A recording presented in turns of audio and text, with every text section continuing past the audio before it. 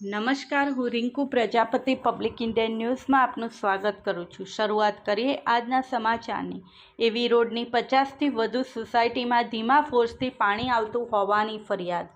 ઉનાળાની ગરમી વચ્ચે આણંદ શહેરમાં પીવાના પાણીનો પોકાર શરૂ થઈ ગયો છે, ત્યારે આણંદ નગરપાલિકા દર વર્ષે બજેટમાં કરોડો રૂપિયાની ફાળવણી કરવામાં આવતી હોવા છતાં પાણીની પાઇપલાઇનમાં તકલાદી ઉપયોગ લેવાતા શહેરમાં જુદા જુદા પોશ વિસ્તારમાં પાણીની પાઇપલાઇન લીકેજ થતાં 10,000થી વધુ રહીશોમાં ધીમા ફોર્સથી પાણી આવતું હોવાની ફરિયાદો ઉઠી છે, જેના ભાગરૂપે પાલિકાની ટીમોએ શનિવારે રજા હોવા છતાં ઠેર ઠેર મરામતની કામગીરી હાથ ધરવાની ફરજ પડી હતી।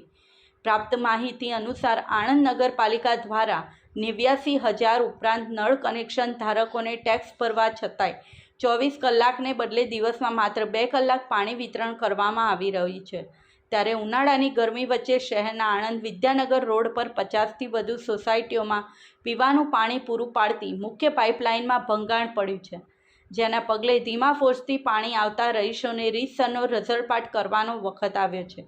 આ સમયે આણંદ વિદ્યાનગર રોડ પર પાઇપલાઇનની મરમ્મતની કામગીરી હાથ ધરતા ટીમોએ જણાવ્યું હતું કે પાઇપલાઇનમાં લીકેજ થયું હોવાથી હજુ 2 દિવસ મરમ્મતની કામગીરી હાથ ધરાશે, ત્યારબાદ સમગ્ર વિસ્તારમાં પૂરતા પ્રેશરમાં પાણી મળી રહેશે। વધુમાં આણંદ અક્ષર ફાર્મ રોડ પર વાહન ચાલકોની અવરજવરના પગલે તકલાદી પાઇપલાઇનમાં ભંગાણ પડ્યું હતું।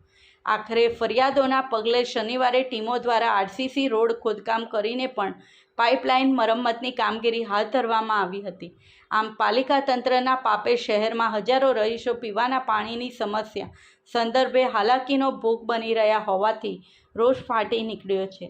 આ સાથે આજના સમાચારને અહીં સમાપ્ત કરીએ છીએ।